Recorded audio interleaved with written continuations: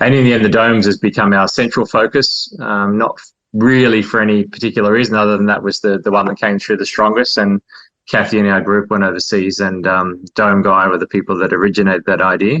And then she went to the first event they ever had, which was in Mexico, and learned about that concept and brought it back to us. And then we were just really looking at community in all the aspects. I was more on the garden, setting up a perennial garden and having a food background, because then we came right into the lockdown years, and we've run 20 events now, sharing the information. So we've all been education based, just teaching other people the method of construction so they can do it themselves and not for profit. So, and we did events all through that whole period, and didn't stop for any reason whatsoever, regardless of all the stuff that was going on. So we just ended up meeting a bunch of amazing people, and there was only, I think, one person that came through that was a little bit, why aren't you doing this and why aren't you doing that? And that was only for a couple of hours until they realized they were safe.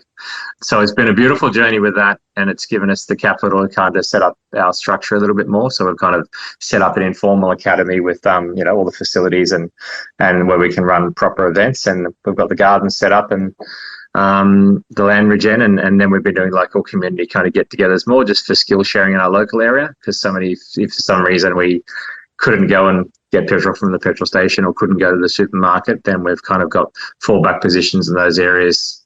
And again, not from a fear-based end of the world conspiracy theory, just like stuff's going on, and it's good to have some ideas of fallback positions. I see it more as a business diversification strategy, and go, right, well, if we don't want to be stuck in that dynamic and that reaction and that fear-based position, so let's come up with some options, and it's kind of flown from there. So without a doubt, the domes is the number one thing. And now, because we've now got options where people can put one in their backyard for $2,000, they can learn how to do it with their family and community and put one up in a couple of weeks. That shape is, you don't need council approval because it's officially a shed. So anyone can do one. So it's a great way to start. But there's people doing them off-grid.